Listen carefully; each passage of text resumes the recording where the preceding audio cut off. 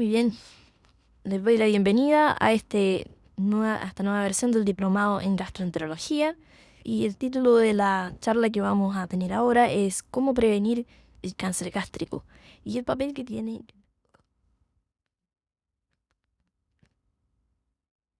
A modo de introducción, vamos a tener 4 temas principales. El primero es la prevención primaria del cáncer gástrico y el papel que cumple la infección por Helicobacter pylori y su erradicación. En segundo lugar, la detección de lesiones premalignas gástricas mediante un estudio de mapeo del estómago a través de un protocolo que se llama Protocolo Sydney. Ya les voy a explicar de qué se trata. Y esta clasificación histológica que nos entregan en los reportes de los informes de biopsia en los patólogos, que se llama Olga y Georgine. En tercer lugar, vamos a ver los biomarcadores no invasivos de lesiones premalignas gástricas. Y en cuarto lugar, estrategias de prevención primaria y secundaria del cáncer.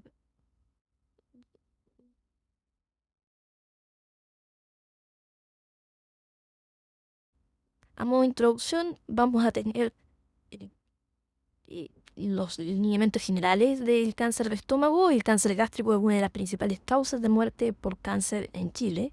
La mortalidad está alrededor de 20 por cada 100.000 habitantes. Se recomienda tamizaje oportunístico de lesiones premalignas durante la endoscopía, sobre todo en pacientes mayores de 40 años o con familiares de primer grado de cáncer gástrico, tomando biopsias gástricas a través de un protocolo Sydney que posteriormente les voy a explicar. Esto se basa en las recomendaciones de la Asociación Chilena de Endoscopía Digestiva, ACHED, y dichas recomendaciones son del año 2014. En América Latina hay poca información respecto a la prevalencia de lesiones premalignas, ya sea gastritis atrófica o metaplasia intestinal, tomando biopsias porque esta estandarización de la.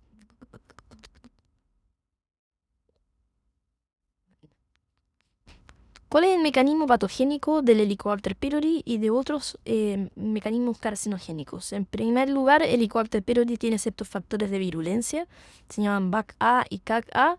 Cerca del 70% de las cepas son virulentas en Chile.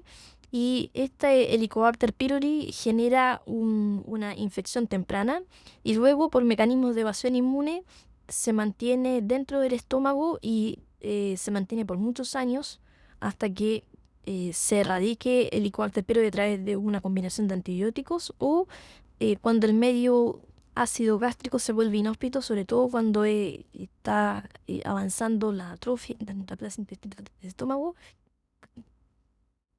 El estómago, el ambiente gástrico sea menos propicio para que se mantenga la infección.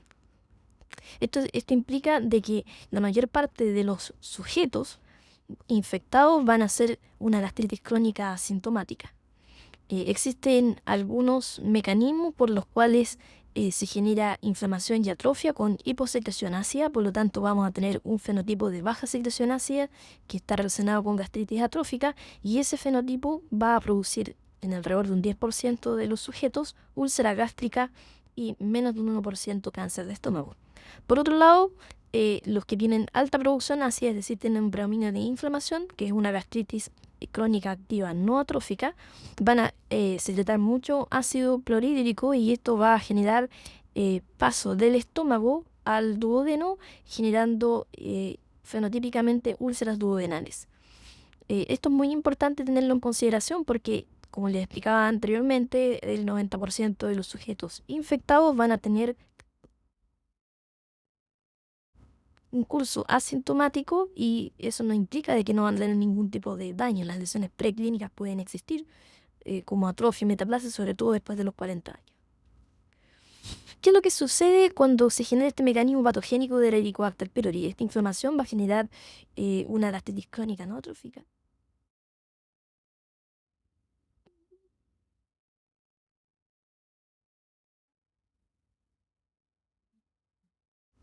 Y la atrofia subsecuentemente puede evolucionar a metaplasia intestinal. No todos los pacientes atróficos van a metaplasia, pero un subgrupo de ellos sí.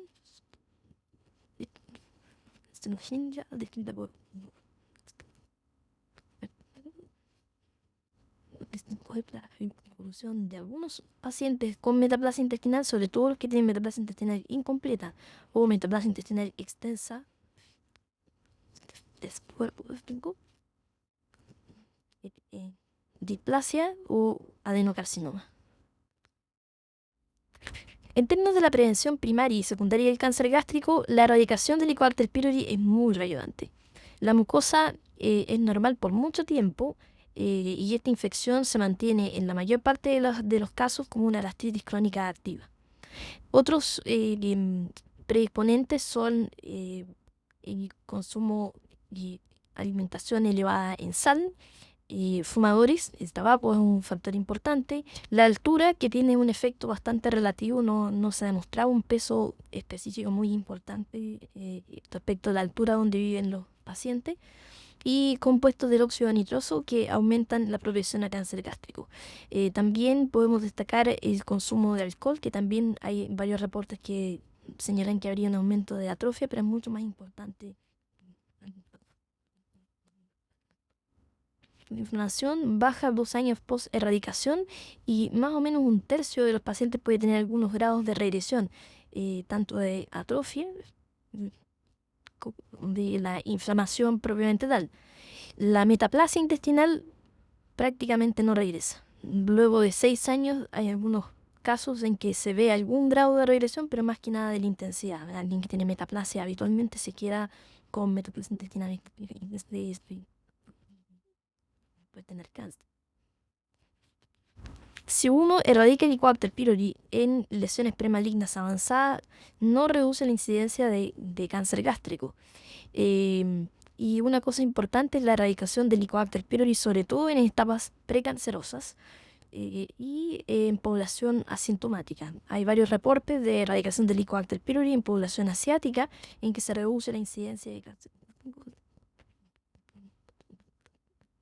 sistemática. Y también se ha visto en estudios poblacionales como el de las islas Matsu en Taiwán, que es una isla que tiene altísimo riesgo de cáncer gástrico. De hecho, cuando ellos partieron sus primeras intervenciones, podemos ver cómo en el año 2004 tenían un 64% de prevalencia de Helicobacter pylori y tenían 80 casos por cada 100.000 habitantes en términos de la incidencia. Cuando empezaron a hacer estas campañas de erradicación del Helicobacter pylori, que fueron principalmente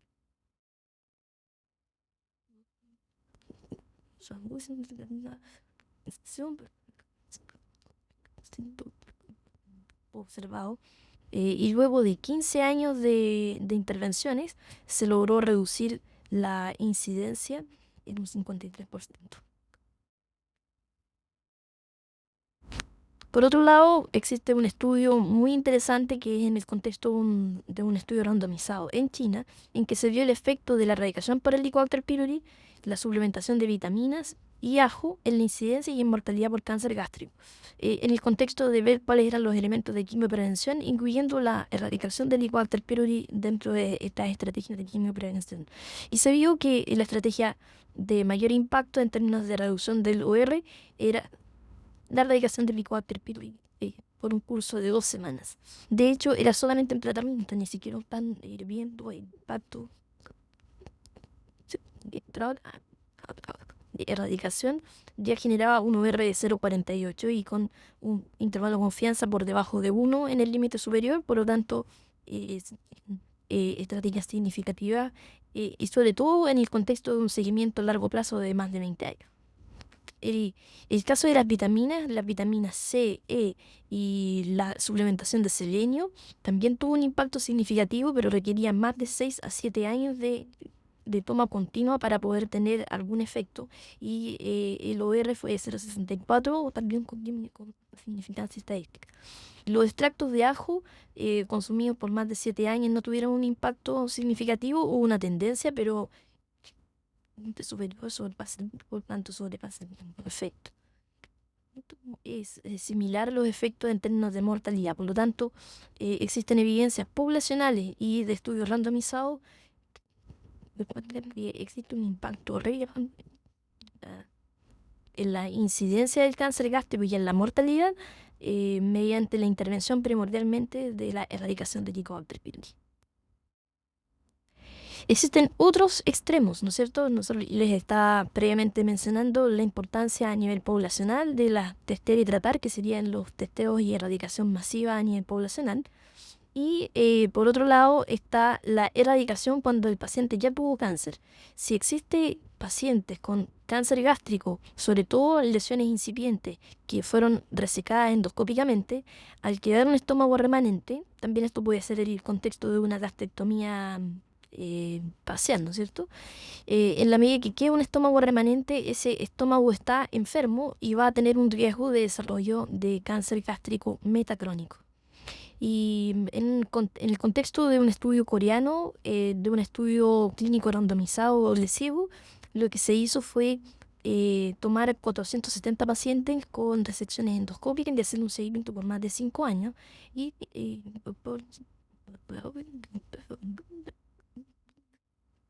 generaba una reducción significativa del cáncer metacrónico de 13% entre los no erradicados versus 7% en el grupo erradicado. Y esto con un hazard ratio de 0.5, así que si se fijan, independiente de cuál sea el espectro de daño, ya sea a nivel poblacional por inflamación o cuando ya sucedió el cáncer gástrico y quedamos con un estómago remanente de alto riesgo de cáncer de estómago, tener un cáncer gástrico y alrededor de un 50%.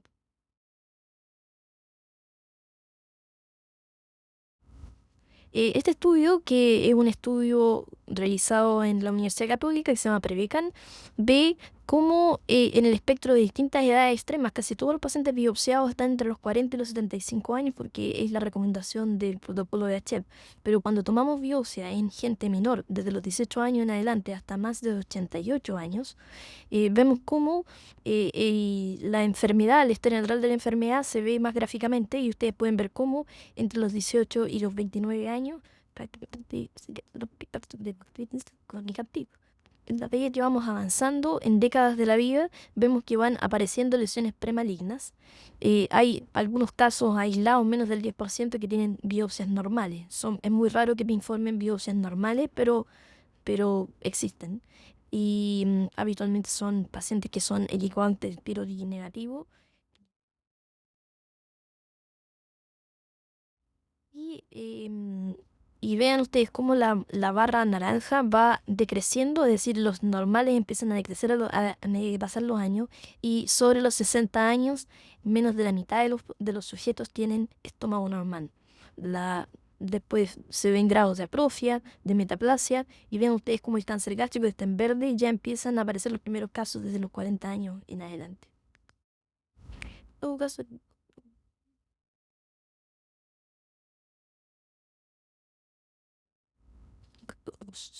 estudios que muestran, aunque aparezca desde los 40 años en adelante, el riesgo más intenso es después de los 50 años. Por lo tanto, las estrategias de tamizaje para cáncer gástrico a través de endoscopía parten a los 40 años, 45 años, depende un poco.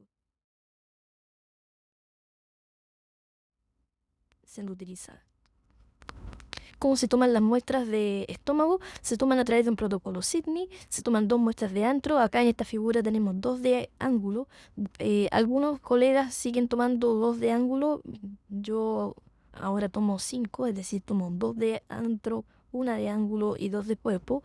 Y eso lo hacemos gran parte de los que estamos haciendo protocolos, ya sea por fines de investigación o por manejo clínico, debido a que la sexta biopsia agrega muy poquito respecto a un reestadiaje del paciente. En menos del 3% se cambia en algo el estadio del paciente.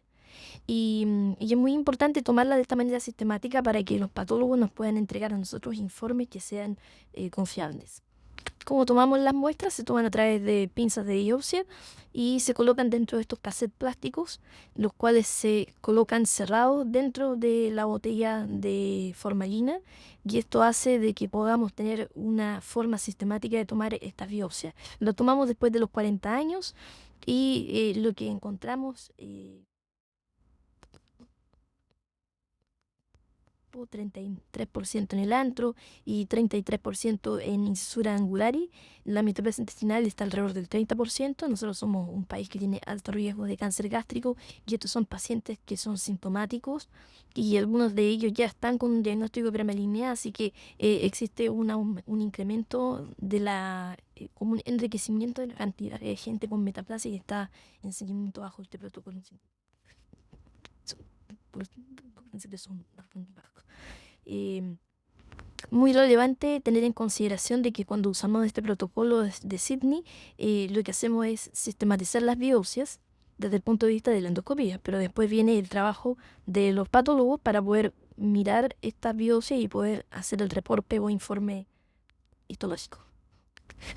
Aquí tenemos cómo tomamos las biopsias, tenemos los sitios de muestra. En esta figura actualizada ya aparecen las 5 muestras, no las 6, y dejamos un casillero vacío. Los patólogos nos entregan la información luego de la sistematización y cuando nosotros terminamos este estudio, que está no publicado, está enviado a revisión en este momento, ven ustedes cómo cuando analizamos el grupo que tenía que le llamamos grupo regular, que es el que frecuentemente toma biopsias por protocolo Sydney y adhiere más de un 20% a la toma de esta biopsia, ven ustedes cómo la presencia de atrofia es de un 20%, la neoplasia intestinal es un 12% y la gastritis autoinmune, que se puede identificar a través de una presencia de inflamación, atrofia y metaplasia mucho más intensa en el cuerpo que en el antro, son diagnósticos relevantes considerando una comparación con los que tomaron en promedio menos de 8% de biopsia por protocolo Sydney y que encontraron solo un 5% de atrofia, metaplasia intestinal un 3% y gastritis autoinmune 1%. Así que ustedes pueden ver cómo el uso sistemático de estas biopsias también enriquece la capacidad diagnóstica de lesiones precancerosas que después van a requerir un seguimiento endoscópico posterior. ¿Qué cohortes existen en base a estas biopsias estandarizadas? Bueno, una de las más importantes es la italiana, que fue publicada en GAT el 2018, es de Massimo Ruggi, y lo que hicieron fue tomar biopsias gástricas por protocolo Sydney y hacer un seguimiento endoscópico a los pacientes de acuerdo al estadio de Olga. El estadio de Olga es una estratificación del riesgo en base a la atrofia, que incluye atrofia y metaplasia. Y ustedes pueden ver cómo los estadios 3-4, los Olga 3-4, que tienen atrofia y metaplasia intensa, extendida por la mayor parte de ellos, son los casos que presentaron ocurrencia de casos de cáncer gástrico. En cambio, los que están en línea azul, que serían los estadios 0 al 2, no...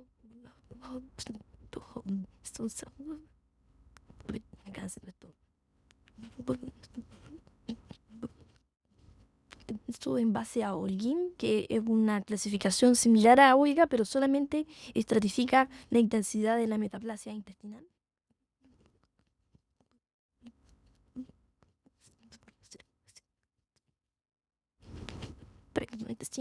Los Holguín 0, los Holguín 1 tienen un poco, Holguín 2 se quiebra levemente la curva, pero los Holguín 3-4 son los que tienen mayor riesgo. Cuando vemos nosotros la respuesta de la cohorte chilena a esta estratificación de riesgo, ven ustedes cómo nosotros encontramos un riesgo intermedio en la cohorte de Massimo Ruggi en Italia. Es decir, nosotros encontramos que efectivamente los que tienen más riesgo son los Olga 3-4, después los Olga 1-2 tienen un riesgo intermedio y solo los Olga 0 son los que no tienen un riesgo real y que podrían, si uno tiene un Olga 0, podría implicar teniendo ausencia endoscópico ordenado, porque prácticamente no hay. Ven ustedes cómo posteriormente nosotros cuando vimos este trabajo que comparaba Olga y Holguín y vimos la fuerte tendencia a tener mayor riesgo de los Holguín 3-4, hicimos un estudio dentro de nuestra cohorte y ustedes pueden ver cómo los Olga, si uno compara los Olga 3-4 respecto al resto, va a tener hazard ratio de 5 veces más por sobre el resto. En cambio, cuando nosotros usamos la clasificación de Holguín, ven ustedes cómo el hazard ratio llega a 24. Así que si uno tuviera que tomar una decisión y hablar con un patólogo para poder estandarizar una de las dos mediciones, es probable que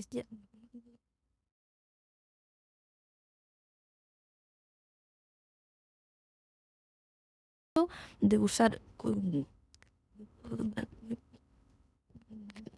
los pacientes que están en mayor riesgo respecto al Olga. Y no se olviden de que el Holguín, que es solamente para por defecto, que la metástasis intestinal aparece dentro de un estómago atrófico. En cambio, el Olga lo que hace es considerar estómagos atróficos que dentro de ellos pueden o no tener metaplasia intestinal. Esa es la principal razón o motivo por el cual el Holguín tiene una mayor capacidad de discriminación de los pacientes que van a tener mayor riesgo de desarrollar cáncer de estómago. Y lo otro que es importante es que el Holguín es mucho más fácil de estandarizar y sistematizar. El CAPA, o sea, la confiabilidad interobservador entre patólogos, es mucho mejor para Holguín que para Olga. Ahora vamos al otro tema que tiene que ver con los biomarcadores, porque nosotros en Chile tenemos, según la ENS del 2009, un acceso o cobertura endoscópica del 14% de la población. Y llega hasta un 20% en la última ENS, en datos no publicados. Eso igual nos deja 1 de 5 cubiertos con endoscopía y 4 de 5 sin endoscopía. Y eso requiere algún tipo de estandarización si es que nosotros queremos llegar a tener coberturas de endoscopía universal, como por ejemplo Corea y Japón. Que estamos muy lejos de poder lograrlo porque nuestras unidades de endoscopía están muy sobrecargadas de trabajo y las listas de espera son importantes en el sector público. Así que, ¿qué cosas podríamos hacer para poder estratificar el riesgo antes de llegar a tener la endoscopía y la biopsia por protocolo Sydney? Es el uso de biomarcadores no invasivos a través de sangre y algunas variables demográficas. Acá les muestro cómo existen ciertos marcadores, por ejemplo, de la atrofia a través de los pepsinógenos 1 y 2, anticuerpos de células parietales y factor intrínseco. También usamos un marcador que se llama ferritina, ¿no es cierto? Que pensamos que iba a ser un marcador de proteína de fase aguda, pero en realidad más utilidad prestó respecto a hipociclosonasia, la hipoglobina y eso.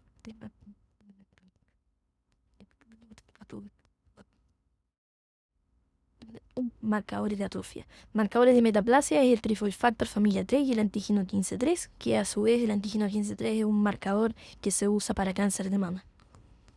Y cuando ya hay cáncer gástrico, uno puede ver metilación del ADN a través del Reprimo-like, que es un marcador desarrollado por el doctor Alejandro Corbalán en nuestra universidad, y la PCR ultrasensible o de alta sensibilidad, que es un marcador promisorio como marcador potente de microinflamación, y después les voy a mostrar algunos datos que son interesantes al respecto.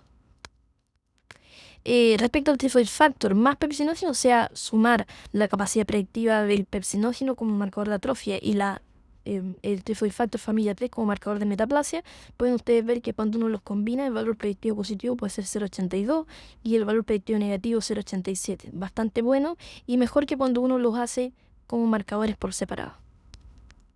Los biomarcadores no invasivos para metástasis intestinal, Trifold Factor familia 3, también fueron vistas en el contexto de operativos de salud en la región de la Araucanía en Chile. Se hizo estos estudios comparando protocolo Sydney y se hizo el Trifold Factor familia 3 por técnica de ELISA.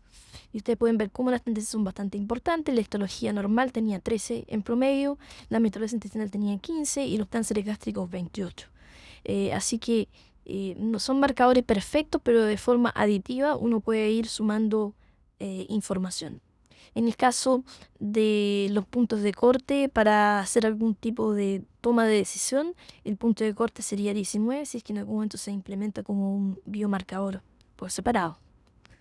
Y ustedes pueden ver cómo la curva ROC es bastante buena, pero no perfecta. En el caso de la... En el caso de la metilación del ADN, son biomarcadores de importancia, ¿no es cierto? El CDH1, que es un marcador genético de riesgo de cáncer difuso por mecanismos de metilación de ADN, el OR15 y el Reprimo-like es 191. Uno de los marcadores importantes que podíamos utilizar.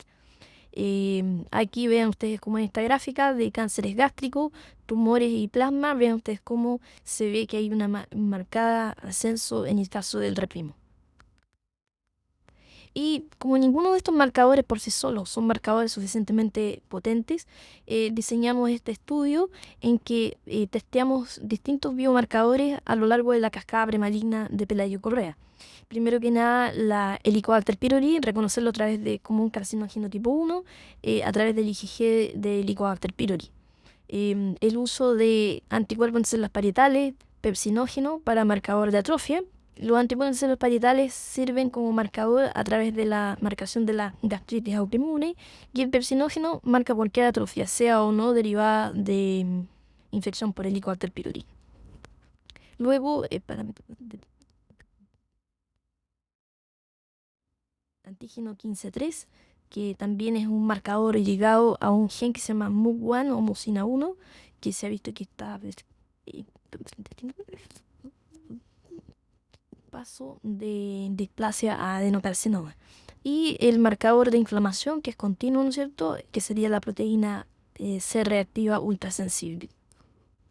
Vean ustedes cómo cuando uno analiza todos estos biomarcadores por separado, no hay ninguno que sea muy importante. Quizás el pepsinógeno 1 es un poquito mejor como marcador de atrofia.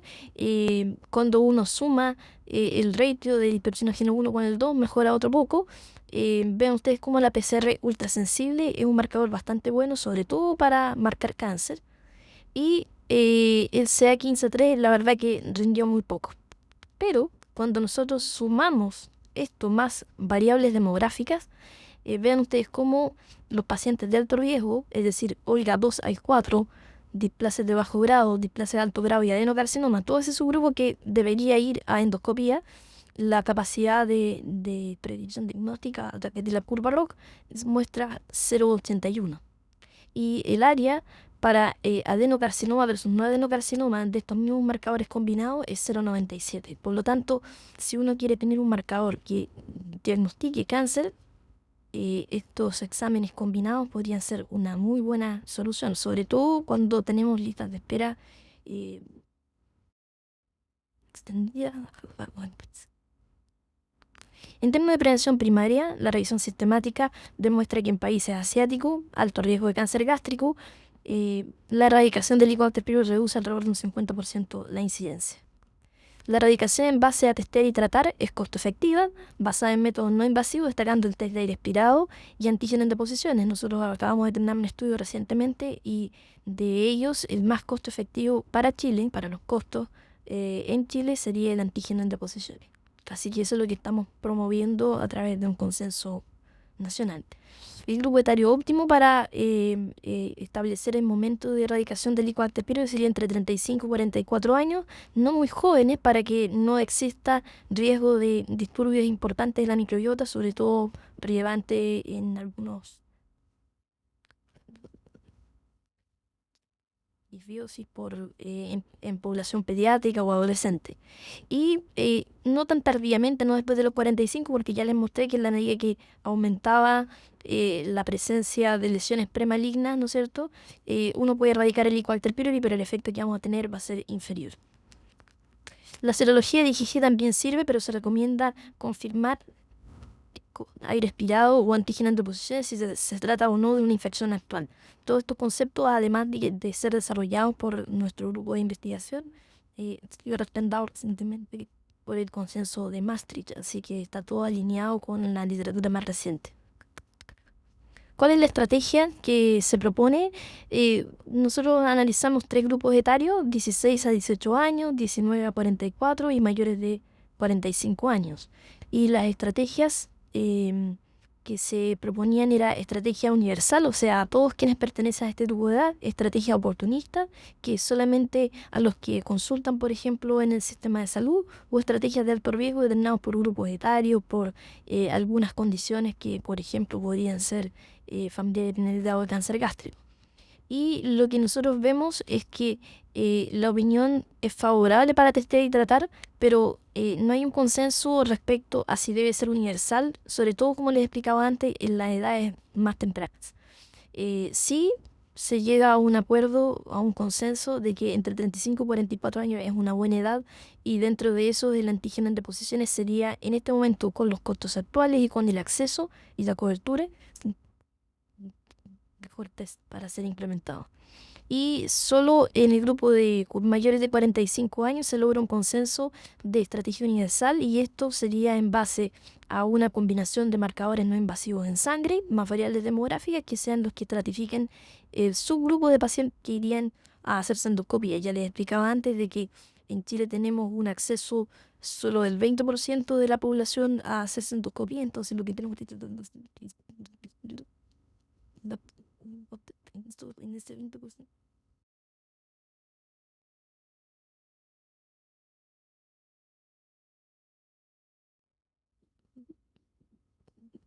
Después de la segunda ronda ya se refinó entre 35 y 44 años, y la estrategia combinada seguida de endoscopía es la que se promueve desde el panel de expertos para los mayores de 45 años.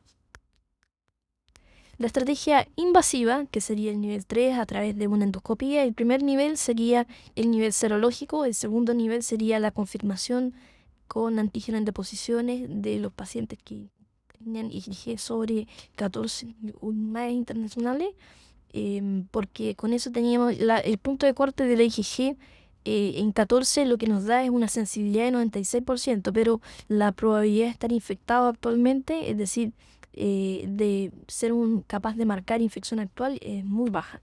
Por lo tanto, después de ese primer tamiz, que sería el tamiz serológico, tendrían que ir a antígeno en deposiciones, y el tercer nivel es acceder a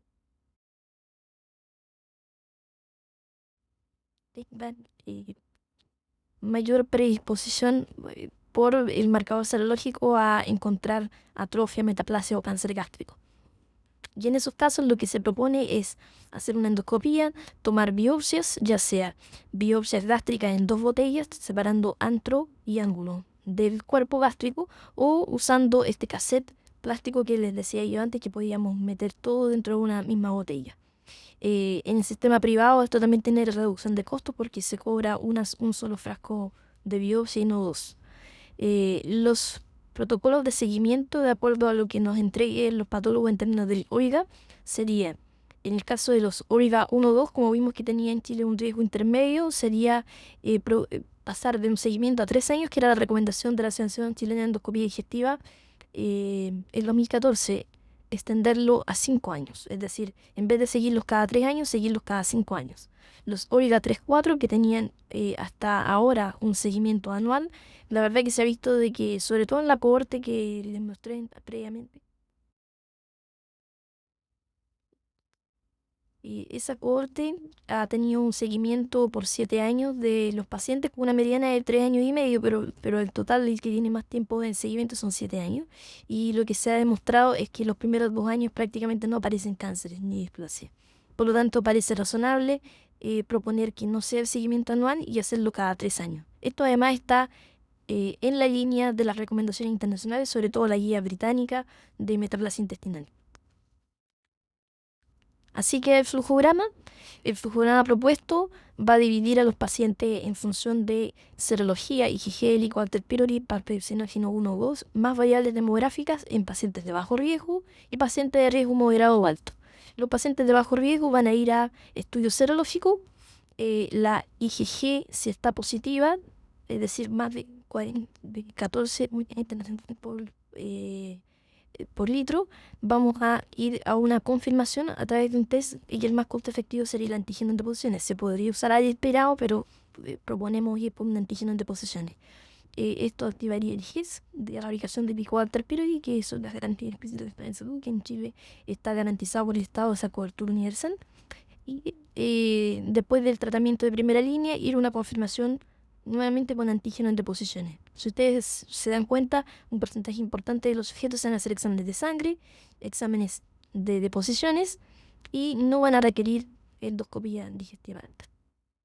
Vamos a lograr erradicar el Helicobacter pylori en gran parte de la población sometida a este tamizaje, y esto va a tener un impacto en términos de prevención primaria, reduciendo el cáncer gástrico, como se los expliqué previamente. Y en términos de prevención secundaria, los pacientes que tengan riesgo moderado o alto, a través de la serología, van a ser filtrados y van a llegar a hacerse una endoscopía. La endoscopía va a incluir un protocolo Sydney, y lo que se va a hacer es hacerle una estratificación de riesgo y seguimiento a través de el OIGA. con la propuesta de cambio de seguimiento respecto a lo que se proponía anteriormente por la CHEP.